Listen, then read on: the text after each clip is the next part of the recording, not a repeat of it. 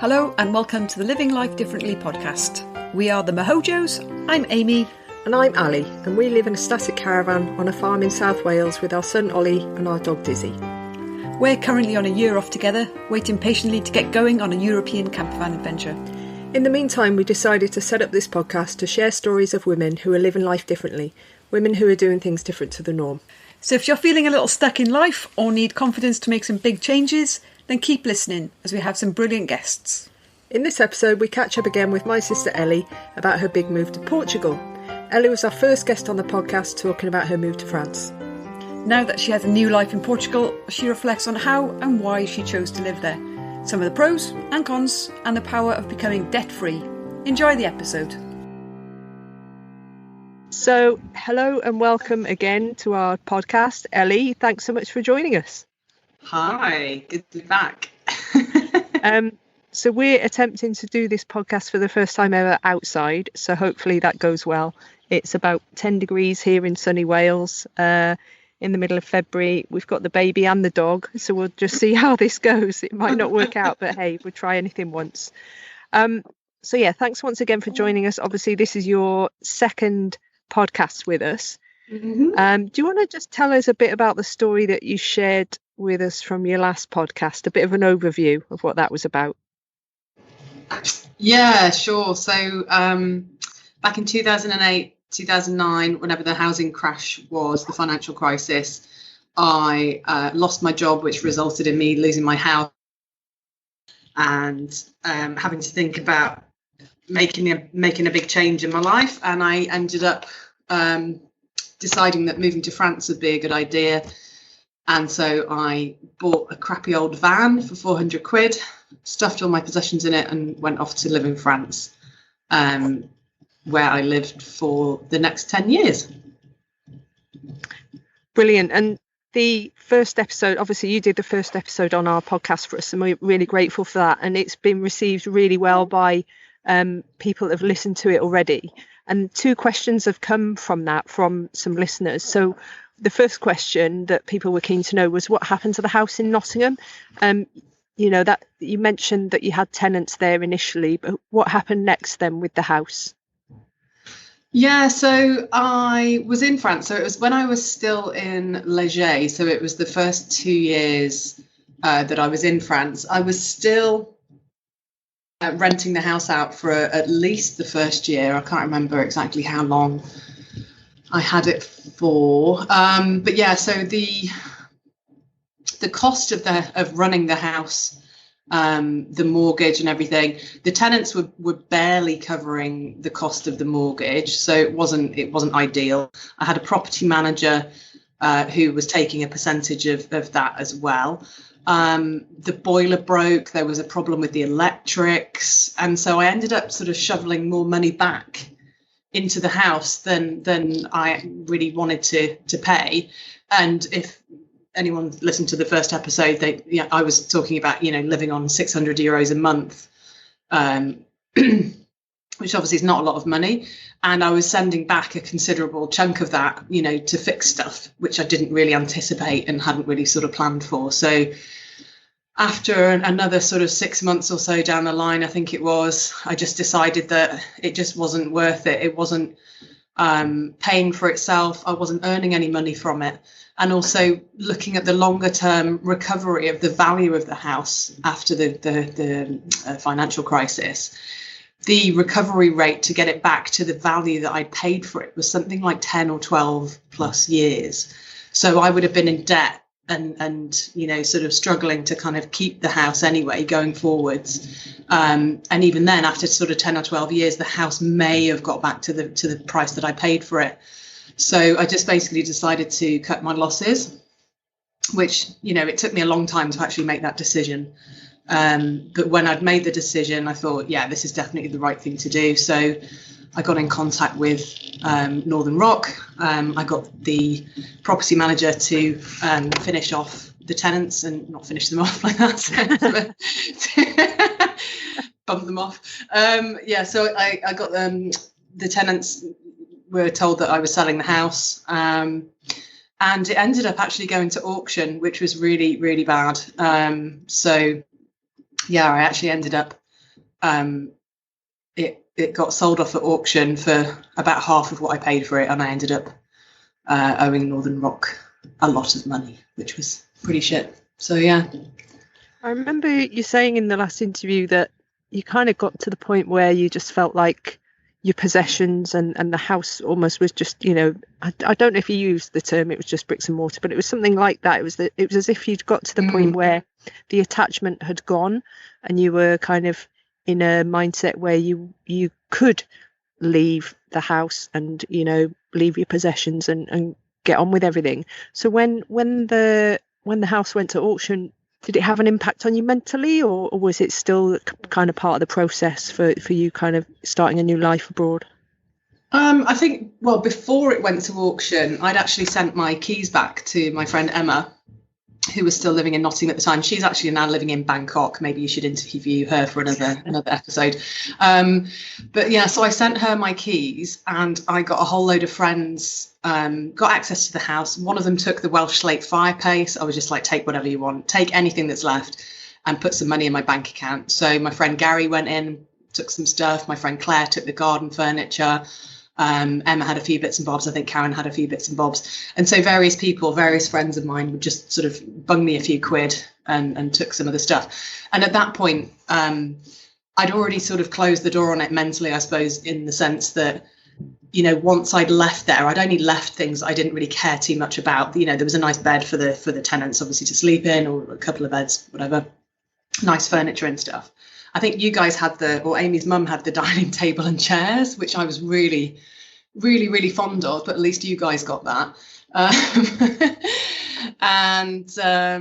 Yeah, I'd already kind of made that mental so really, when it came to the point where they'd said that they were going to auction it off, I just didn't really, I was so detached from it at that point, I didn't really care too much. I cared about how much money it went for, and I'd wish that they hadn't have auctioned it, but I'd already kind of made that break in my head, and it was just another thing. It wasn't anything that made me feel any particularly strong emotional attachment or anything. It just needed to get finished. I just needed to close the door on that chapter and just move forward, really. So sure. The other question that came up was, how did Treacle the cat get on? Obviously, you know, this little black cat has been with you for years and years, and then off he goes in your little orange builder's van off to France, and then onward onto different places in France and further afield. How did he get on with adapting? Yeah, he did really well, actually. On the drive down to Leger from the UK, it took us about 2 days to get down there. I think he was 6 at the time, 5 or 6 years old. So I'd had him since he was a kitten, since eight weeks old. And yeah, so we'd moved flats and apartments a lot over the years. And so moving down to France, he was on the front seat with me in that cage, which the rabbit cage, which I think you shared a photo of in the last video, and overnight at a campsite, which was hilarious because I decided to go and camp near a whole big row of trees and didn't really think about the birds in the morning when they woke up, and he went absolutely crazy. But yeah, no, he did really well, actually. We got to Leger. He was a little bit shell shocked, I think, for the first couple of days, but he just got over it really quickly. And then it turned out that he had a real passion for catching mice and and was really enjoying the French countryside. So yeah, he did really, really well. He actually made it to Portugal with me as well. So yeah, that was really nice. He sort of his last few days in retirement in Portugal. And he made it to the grand old age of 16. So yeah, he did really, really well. But sadly, he died last year. So yeah, but we lived in 4 countries together, and God knows how many apartments and houses and, you know, different places over the years. So yeah, he did really well, and I think he coped really well with all the travelling. So yeah, it was quite what a great life, giving him a great life.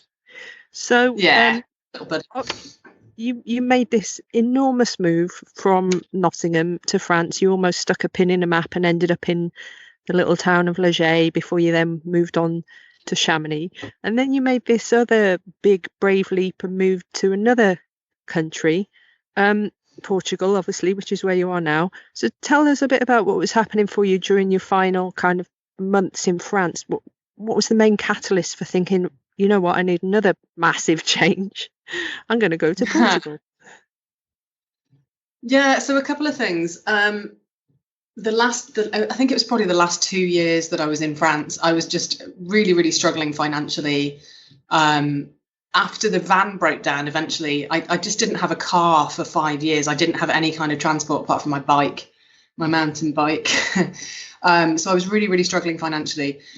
I just kind of felt like, and it sounds crazy for such a beautiful part of the world, and there's just so much on your doorstep, but I think it just kind of run its natural course for me. And financially, you know, I was working a regular job, I was doing freelance work, and I had my sewing business on the side as well. And I was doing 3 jobs, and I was barely able to make ends meet. And I'm not joking when I say, you know, sometimes I could just about make it through the month with food. The cat was always fed. But there was, you know, quite often situations where, you know, I was not going hungry, but I was, you know, having to live so frugally. I was just existing. And that was just, to me, like, no real, it wasn't living, it was existing, if that makes sense. So I guess it came to a head, and I was really, you know, miserable. And I realized that something needed to change.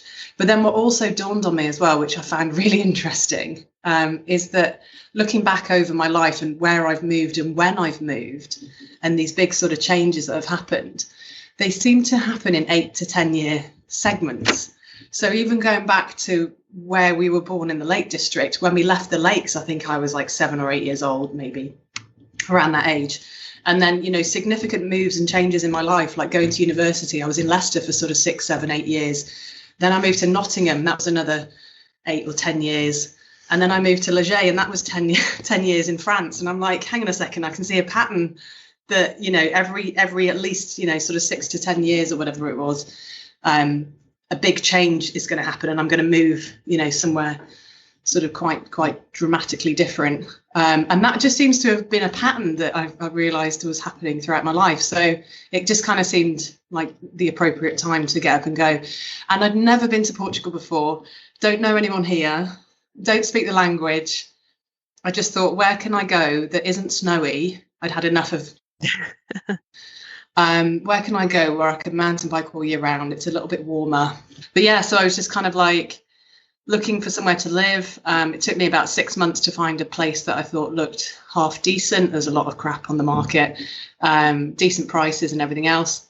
And all this kind of dark cloud that I felt was hanging over my head in Chamonix in the last, you know, sort of 18 months or whatever, just lifted, and my spirits had lifted. And by that point as well, I'd actually landed a remote job with quite a decent salary. And so I could work anywhere in Europe for this particular company. As long as I had an internet connection, I could literally live anywhere. And I was like, right, well, there's another reason just to get up and go and just go somewhere else. So October 2009, it took me another 2 days to move down here. I don't know why it took 2 days to get to France.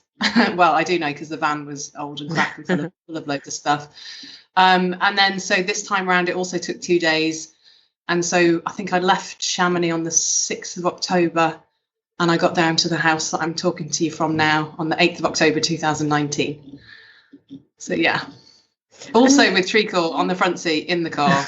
But it was mentioned to me, he was here illegally. The rental agents had specified no pets.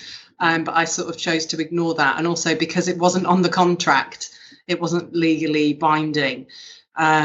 So I snuck him in here, and for a good, I don't know, week or more, the property managers down the road, who have actually become good friends, didn't actually know he was here. And then when they did discover him, they were like, oh, didn't the rental agent say it was no pets? And I was like, well, yeah, but, you know, he's 16. He's been with me since he was a baby. What am I going to do? I'm not going to leave him behind. But they were really cool about it. They were like, well, we won't tell if you won't say anything either. So I was like, yeah, it's all good. And they're big, you know, animal people too. So yeah, they totally understood why I'd done it. So yeah. So in terms of moving to Portugal, and obviously you said earlier you wanted to be somewhere warmer. You'd kind of got to the end of your love of Chamonix, the lifestyle, the expense, and also the weather a little bit. So how did you pick Portugal? Were there any other countries on the radar, or? No, I guess I narrowed down on it quite quickly as I spoke to a guy who was renting a chalet from a company that I used to work at in Chamonix. And he actually told me about this tax scheme that Portugal offers for foreigners. And basically, you can come here if you're in the right job industry, like doctors, nurses, etc. And funnily enough, archaeologists as well, although I'm not a practicing archaeologist, even if I'm qualified. You can live here tax-free for 10 years. And even if you're not in that category, and you're in a sort of a subsequent category that they're quite keen to attract people from that sector, you and also for working freelance too, you can live or exist on 20% tax capped for 10 years as well, which is also super interesting. So once I'd sort of done a bit more digging around that, I'd found the house. It took me a good 6 months to find the actual house that I wanted to rent. Then I was good to go. And the beauty of Portugal, in the sense of not only the tax scheme, but the cost of living here compared to where I was before, is just so different. I've got like 100 square metre house for half the cost of what I was paying in Chamonix for a 35 square metre flat. Fantastic. Yeah. And in terms of the job you're doing now, so basically you're working remotely for a company. Is that freelance work? Yeah, I'm freelance, but I'm full-time. It's kind of a model that the company uses for most of their employees, apart from US citizens. Whereas everybody else, like the rest of the company, is remote. So from Israel to here to Brazil and goodness knows where else, there are just people in every corner, every country, it seems. And we're all freelance and remote and paid full-time. So, yeah. So was that a big decision as well, to move from kind of more stable employment that you were in Chamonix, obviously before you moved to Portugal? Did you have concerns about the security of moving into freelance work full time? No, and I don't know if that was a bit naive or a bit like me, sticking my head in the sand and going, well, we'll just see what happens and it will be what will be. I mean, there's a 2-week notice period anyway in my contract. So, a 4-week notice period to a 2-week notice period, but effectively I'm still employed full time. And the salary was much better than, what I could ever hope to have achieved in Chamonix. So it was a bit of a no-brainer, really. So I'm all of a sudden I'm earning, a half decent salary again. I bought myself a crappy old car, actually, from a guy that I used to work with, a little family car. And I was kind of like mobile again, and I could see, like, I guess a bit of a light at the end of the tunnel financially. But then since I've been here, I've been here for 18 months now, is it? What month are we in now? Yeah, about 18 months that I've been here. And I am already officially debt-free and saving money to put towards potentially either building a house or buying somewhere. So it's been one of the best moves I think I've ever made. One of the biggest and best decisions I think I've ever made as well. That is an incredible change financially, isn't it? In terms of, having that money now to put aside rather than, as you described in Chamonix, just existing. Do you feel like you're thriving now rather than existing? I wouldn't say thriving at the moment, but I think when the COVID situation calms down and disappears, when we come out on the other side of that, I think, I probably will be, because at the moment it's like, okay, I can't spend money on anything apart from, the odd little bit of petrol, but I'm not going anywhere. I'm not really doing anything. So I'm sort of existing again at the moment, as I'm sure many people are, just trying to get through the pandemic. But when we come out the other side of that, then I guess I'm gonna start paying taxes at some point as well. So the tax system here is like France used to be, and a year in arrears and very antiquated. So I will start paying tax at some point, July, August this year. So financially, I won't be as flush as I am now, but I've got savings in the bank to pay for the taxes and then extra savings on top of that, which I just haven't been able to do. I just haven't had the spare cash to save since I don't know when, during before the housing crash in the UK and losing my house and everything. I've maxed out credit cards. I was, loans and credit and finance for everything, and consolidated all of that into the mortgage. And yeah, it was just an absolute mess. Whereas now I just have my Portuguese bank account. I paid off my French account. I paid off a loan that I had in my French account for a trip to Peru that I went mountain biking in Peru for my 40th birthday. And I was paying that off for a period of time. So that's all been paid off now as well. So that's all gone. And all I have now is my French bank account and about 200 quid on a credit card. And the limit on that's only 500 quid. So 500 euros. So yeah, so I'm in a much more stable position financially, but also mentally. It is just such a relief to have come out of, the housing crash and struggling and downsizing and, going through that whole sort of rigmarole of losing everything and sort of having to try and rebuild it again. I mean, I've had some fun along the way, don't get me wrong, but I definitely feel like now I'm sort of getting more back on track, and I'm actually be able to make decisions and sort of drive things forward for myself, as opposed to it, me being sort of feeling like I'm trapped in a situation that I can't get out of or whatever. I definitely feel like now I'm back in control, and, I'm the one that's going to even potentially look at building a house. It's like, what? This could never have happened if I was in France. Absolutely 100% not, So, yeah, it's all good. And it's all me that's driven it. It's like nobody else's input, nobody else's money. There's no boyfriend, subsidizing me or anything. It's just me doing it all by myself. And I'm really fucking proud of it. Well, you should be. It's absolutely brilliant. I'm proud of you, and which is why we wanted to speak to you on this podcast, because obviously the move to France was absolutely monumental. We could totally understand why you did it for all those reasons. The finances, the pressure, and the life you carved out for yourself was absolutely brilliant.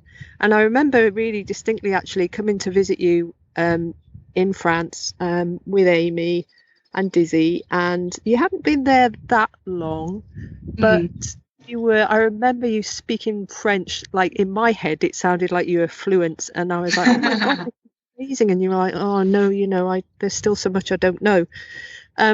But on the topic of languages, then, you've now up sticks and moved to a completely different country that you've never visited before. You almost stuck a pin in a map for where to find the house that you're in now and the area you're living in. So what about the Portuguese language then? How's that going with learning and getting by? Slowly. So the key difference here is that obviously can't go and hang out. I can't go and like meet people and go and have a coffee and a chat and go for walks. And I did get in touch with a Portuguese teacher, and we were about to start, and then the pandemic hit, so we cancelled. And then at some point we sort of met up again, and we did a few lessons, I don't know, 6 months down the line or whatever it was. But yeah, it's a really hard language. I mean, it's a Latin language, I think I want to say. I should know the history of this a bit better than I do, but there's a crossover with France and Portugal historically, which means that there's a lot of French words which are used in Portuguese, like ons and dos is like 11 and 12, but you might pronounce them slightly differently. So there's a lot of words that I know from French which exist in Portuguese but said differently. But then there's also a whole nother side to Portuguese. There's a lot of shushes and interesting sort of nasal sounds and things which I'm still trying to sort of master. But apparently it can take a long time to get to grips with that. So French has helped a little bit, which is kind of weird. I didn't expect that, but it does. And randomly as well, learning Portuguese also helps you kind of understand Spanish too. So there's a much, much closer correlation, I suppose, between Spanish and Portuguese as well. Not surprisingly, because they're neighbours. So it's been tricky. Also, I fell into the trap of getting Duolingo on my phone, which only has Brazilian Portuguese on it. And if anybody has ever tried to learn to speak Portuguese, you'll realise quite quickly that Brazilian Portuguese and European Portuguese are distinctly different, albeit very similar, but yeah, quite different when you're actually in Portugal. You try saying phrases and people are looking at you like, what on earth? So there's a lot of differences between that. And then eventually, I think a few months ago, I found an online course, which is kind of similar to the way that Duolingo does stuff, but it's actually created by a guy down in Lisbon and a guy from Canada, and that is proper European Portuguese. So it's called Practice Portuguese, if anyone's interested, and they've got a mobile app as well. So I've just been kind of bumbling around on that at the weekends and trying to practice a few things on there. And it's one of these things that you can actually say phrases and it'll rate you on whether or not you get your pronunciation right. How is your conversational Portuguese at the moment?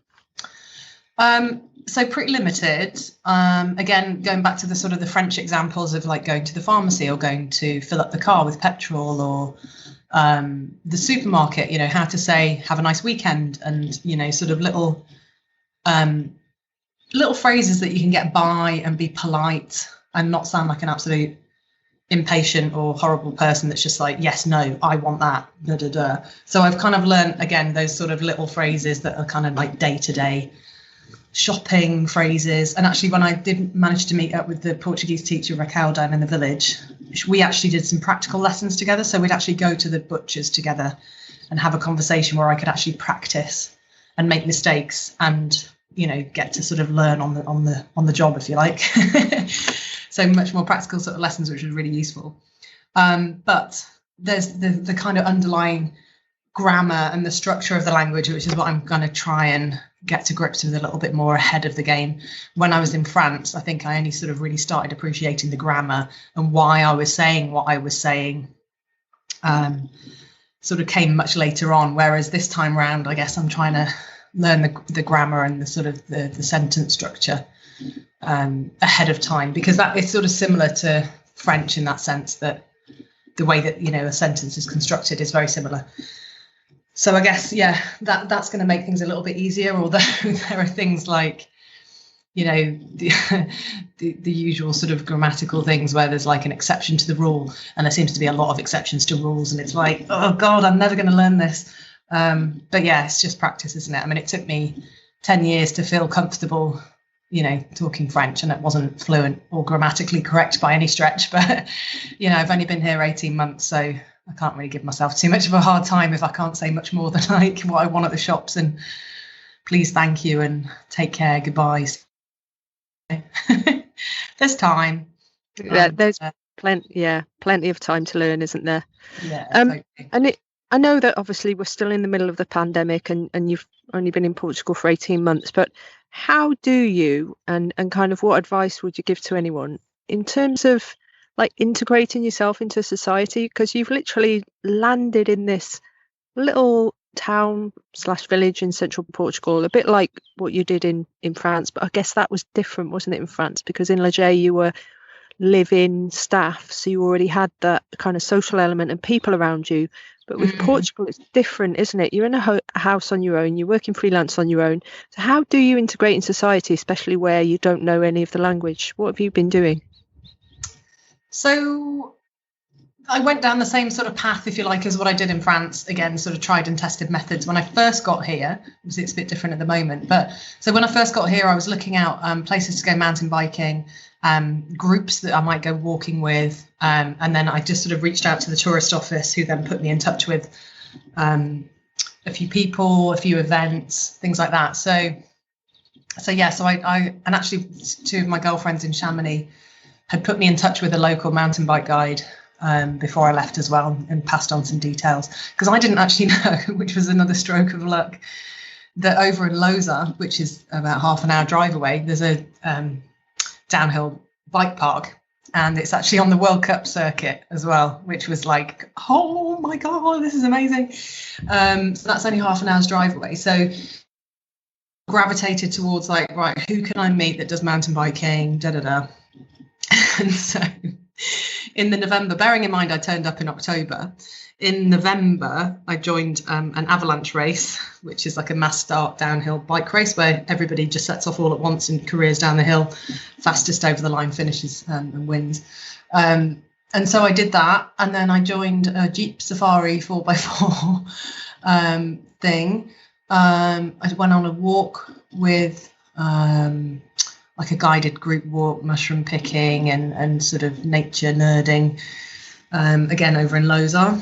And then I don't know, it's been difficult to kind of meet people around here because there doesn't seem to be anybody that's really into hiking or mountain biking that I can see around this sort of area. There's a lot of guys that go out together mountain biking in this little group, but they are like beasting up the hills, 50, 60 kilometers a day, which I'm just not fit enough for at the moment. I was definitely much more happy going downhill than pedaling up. So there are people around that I could potentially meet. But again, now, because of the pandemic and everything, it's like, well, yeah, even if there is a group that meets to go and do walking or whatever, obviously nothing's happening. So, so the few forays that I had out in, meeting up with people and doing stuff just kind of came really quickly to an end. I just kind of felt like I was getting started and then the pandemic hit. So it was like, oh, shit. Now what do I do? So I've got a couple of neighbours next door, John and Phil. I've got a couple of neighbours down the road who I've sort of been in contact with. And they've been my saviours, really. I live up on a hillside above the village as well. So it's kind of like I'm quite far away from, I wouldn't say civilization, but, the village is a good 6 or 8 kilometres down the hill. And so it's not like I can walk out of the house and I can go and stumble around in the woods and, go out for hikes up on the hilltops and stuff. But in terms of like bumping into someone for a coffee, it's not going to happen around here. And then also obviously now in the village, even I can't, bump into someone for a coffee because all the places are shut. So, So yeah, it's been quite restrictive. So you talked about moving to Portugal in the sense that you wanted to move somewhere warmer, and obviously Portugal's got this great tax incentive scheme for foreigners. But how did you decide to live in the town that you've moved to? It was all about the house. I knew that I didn't ever want to live in an apartment again with anyone above me or below me or around me. So it was really critical that I found somewhere that was like a freestanding detached house. And I literally took months and months and months looking through various regions around the centre of Portugal. So I'd sort of narrowed down the search to the centre because I knew it was more affordable. But also there's actually quite a high fire risk in the central belt as well. So that was another factor. So there was a couple of places that I didn't want to look at because of the fire risk, like Castelo Branco is kind of notoriously bad for summer wildfires and stuff. Having said that, this region does get hit as well. This particular part of central Portugal where I am as well has been known to have fires and stuff as well. So that's kind of a risk. So there was that factor. It was the not so much the location or the town that drove it. It was all about the house and the fittings and fixtures. A lot of the houses here in Portugal aren't really built for winter conditions. They're sort of more less insulation, more about sort of I suppose the outside spaces and things like that. So that you'll find like a lot of homes here don't really have a lot of insulation, or they're just sort of geared up for summer really, but not necessarily for the very humid and cold, damp winters. Having said that, it wasn't half as cold as Chamonix. I think we got down to like -1 or 0. It was like the coldest it's been here, the 2 winters that I've now spent here. So totally doable in that sense. And the fixtures and fittings here seemed all right. They seemed quite modern. I quite liked the kitchen. And I'd looked through literally hundreds and hundreds of listings of properties and just settled on this one. And it looked like it was out in a little bit away from the village. I couldn't really tell on Google Maps too much about the roads around here, but it turned out when I got here that actually the tarmac stops just above the house, and then it turns into forest roads and sort of little dirt tracks. So that was kind of cool because I thought, well, I'm sort of on a road, but I didn't really appreciate that it was a forest road. And I just kind of lucked out really. the house was really nice. I didn't know the area. I didn't know there was this bike park half an hour down the road. So yeah, it was all about the house. And then my whole plan again was just to explore when I got here. If I decide to stay in this area, great. If not, I've got a good base in the centre of Portugal to go out and look for somewhere to buy or, explore other areas. So yeah, it's kind of a good hub really where I am. Yeah. Brilliant. It sounds like the decisions that you've made have kind of come up trumps really. Yeah, totally. And I've been really lucky in terms of, neighbours as well. And like, there's loads of people around here that speak English or are English, which I was quite surprised at as well, because I thought, I'm going to go to the middle of nowhere, Portugal, and I'll just be totally engrossed in Portuguese conversation. And it turns out the two guys living next door are British. And then there's a German lady down the road who speaks really good English too. And then Ida and Richie, who look after the property, but also good friends now, are German and Portuguese, but also speak really good English. So yeah, that's been really fortunate as well. So yeah, there's a few little things that have kind of come good. But yeah, mostly geared around, I don't know, I've made some good decisions, I think, and it's kind of worked out quite well. So what do you love most about being in Portugal so far? I think the first thing that springs into my mind always at the moment, this might change over time, was just financial freedom.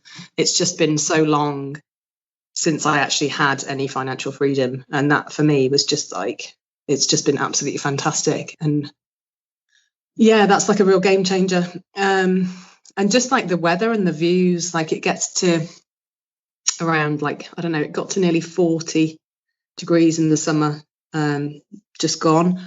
But like 30-ish is quite nice. The views up here are lovely. It sort of reminds me a little bit of the Lake District with like sort of lowish rolling hills. Yeah, I don't know. Yeah, the weather, the locals, very friendly, very accommodating of foreigners. Okay. Any downsides to moving to Portugal that you've experienced so far? Internet is probably one of them, is it? Yeah, definitely. And that's just, again, location driven, because I'm out in the sticks, and I'm the furthest house away from the sort of junction box for the Wi-Fi as well. So I have quite a few issues with Wi-Fi. One thing I never experienced anywhere else that I've lived before as well is the power outages, the power cuts as well. So that sort of, it happens when there's a storm, and it's mostly because the power cables are trailed through the trees, through the forest. Like they don't technically follow the roads or anything like that. So if there's a massive storm, then the power goes out. And it's not been out for that long in a period of time. Like it might have gone out overnight and I haven't even noticed either. But yeah, occasionally there's been power outages, and I've been, at work, and I've been on a call with a customer or something, or talking to a colleague, and the power's just gone off.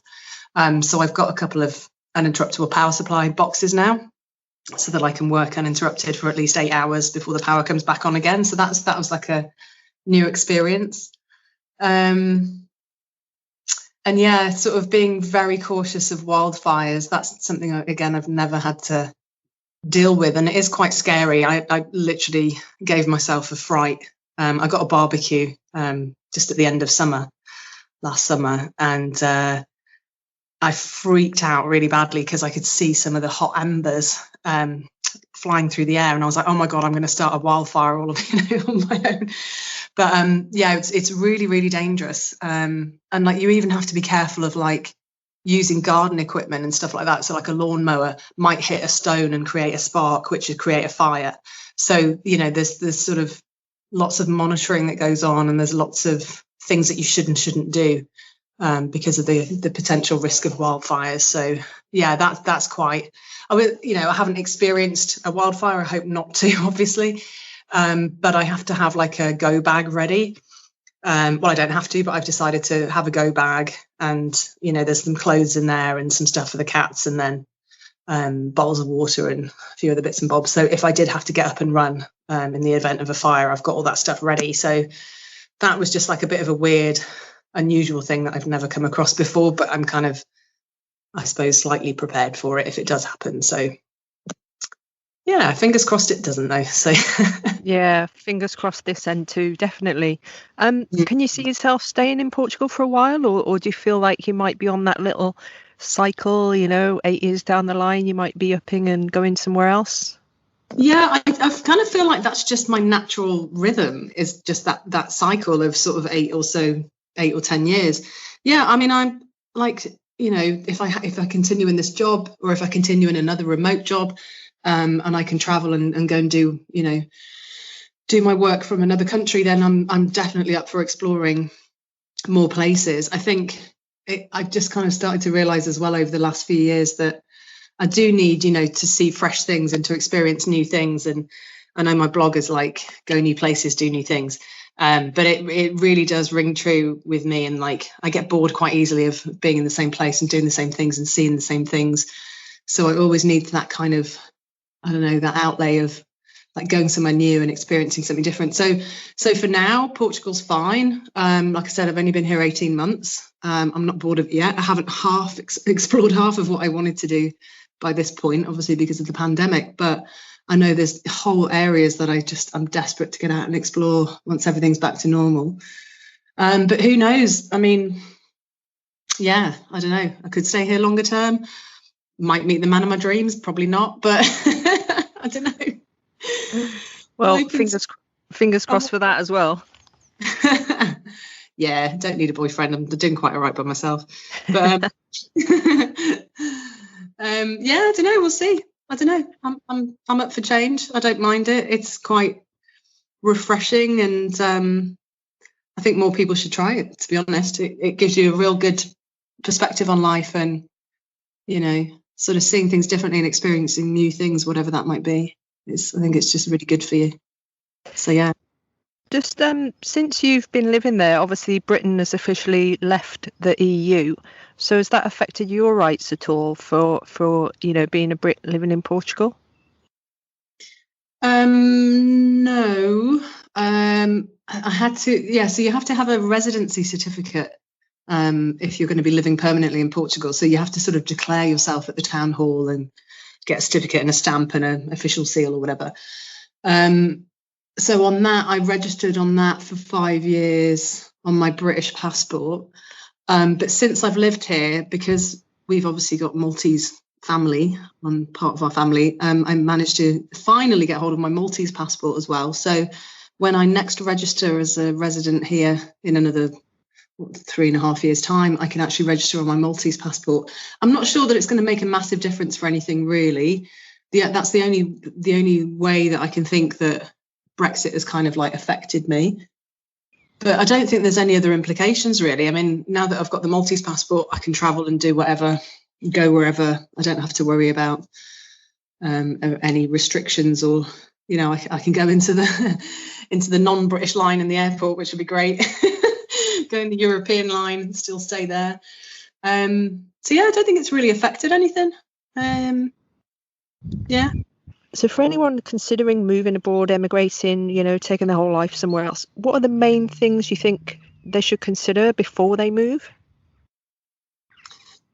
Well, I can only really talk to people who don't have any children like myself, because obviously kids will put a whole different set of needs in your way, if you like. Yeah, so I guess cost of living, location and access to airports. Like I'm like smack bang in the middle distance wise between Lisbon and Porto. So either I can go to either airport. They're equidistant, give or take half an hour or so. Yeah, and I suppose just looking for, like I sort of chose partly this area because it's sort of in the hills a little bit, and I know that I'm much more of a sort of like being outdoors than I do being in a city. So I guess kind of like gear yourself towards that. Have a look and see. There's like loads of people who are like blogging about, having moved to Portugal, for example, from America, and like what to do if you're from this country or that country. There's loads of people who have probably got there before you. So go and search out, other people's experiences. I didn't do any of that. I was just a bit more like, there's a map, there's a house, that'll do. Let's go. it sounds like I didn't do any research. I did, but I just didn't look at any other people's experiences. But you can do that as well. So yeah, pricing of houses, and definitely like if you're coming to a different country as well, like don't just search for like I want to rent a house in Portugal. Look for the Portuguese phrase of I want to rent a house, or whatever language or whatever country you're going in.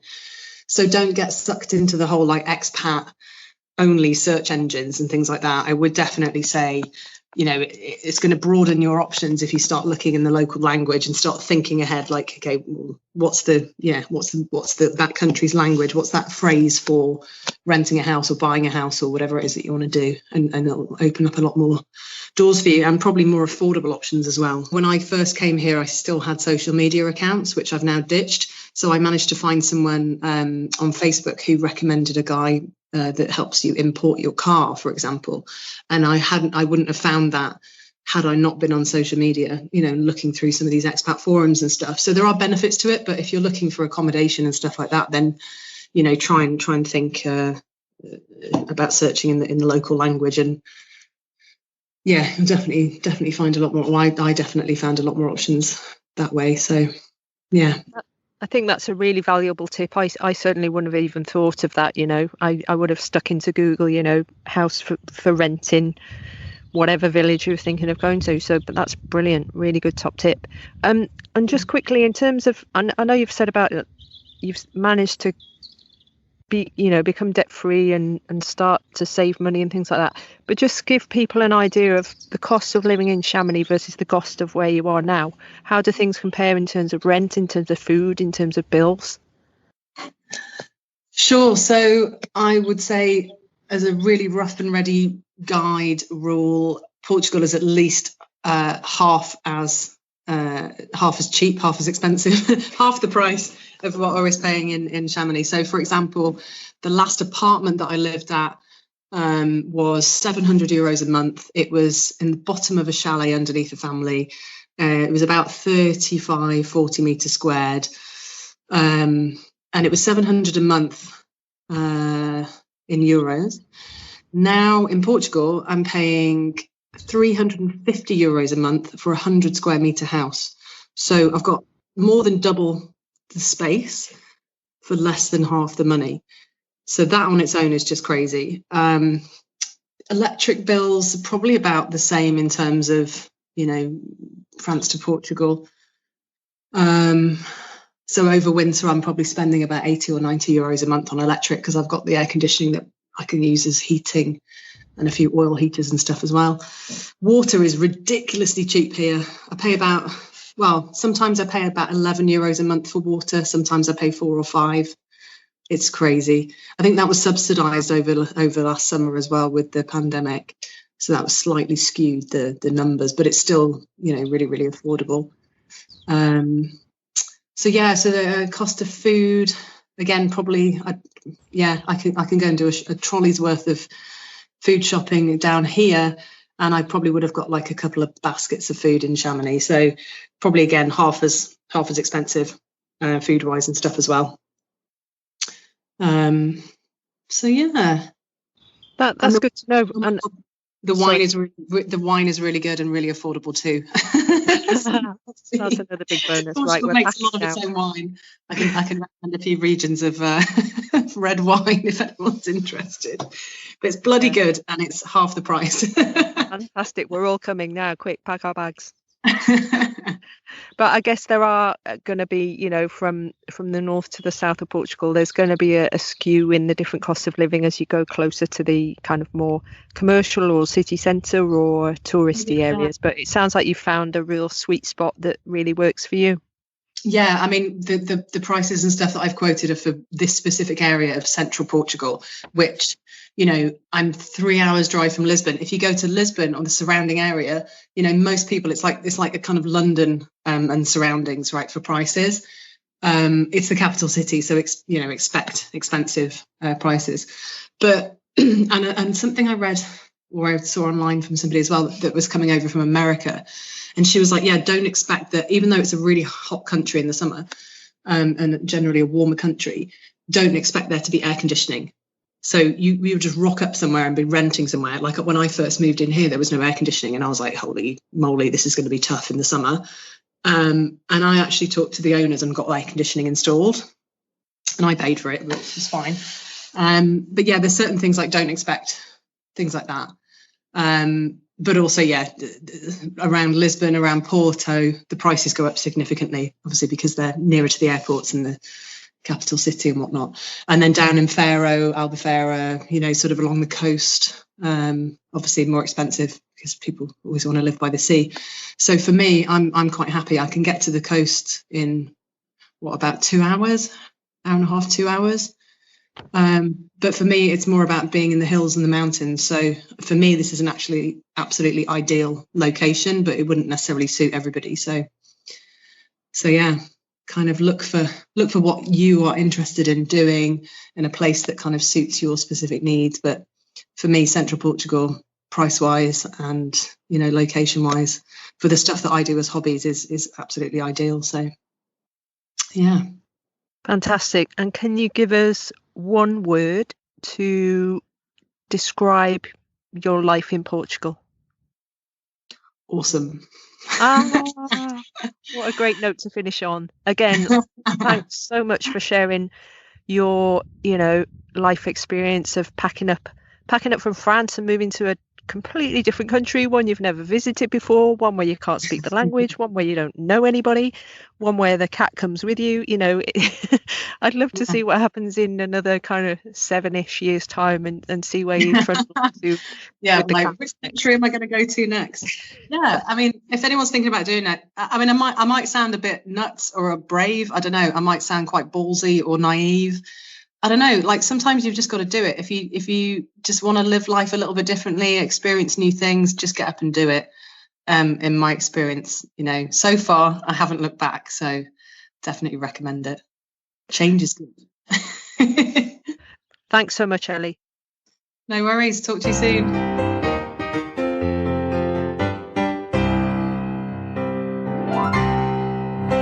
Thank you so much for listening. We hope that Ellie's story has inspired you as much as the first episode. We can't wait to go back and visit her when we get the chance to travel again. I really enjoyed this episode, probably as much as the one where she moved to France. One thing that stuck in my mind was about looking for rental properties in new countries or even properties for sale, and using the language of the country that you move into to search for properties was a big bonus top tip. I enjoyed the financial freedom aspect that she's managed to establish for herself. When she arrived in Portugal, she was in debt, and within 18 months she's obviously managed to get some money in the bank, so that's absolutely incredible. Yeah, big achievement. We wanted to take this opportunity to say a huge thank you to the listener that bought us a virtual coffee. There's a link in our show notes where you can buy us a coffee if you've really enjoyed the content. So a huge thank you to the person that did that. We don't know who you are, but we really appreciate it. Thank you. If you enjoyed this episode, we'd be grateful if you could share it with your friends and family so that we can reach more people with these amazing stories. Don't forget to subscribe so you don't miss an episode. You can also follow our own adventures by connecting with our website and social media channels. The links are in the show notes. That's it for now. Look forward to connecting with you at the next show. Take care and stay safe.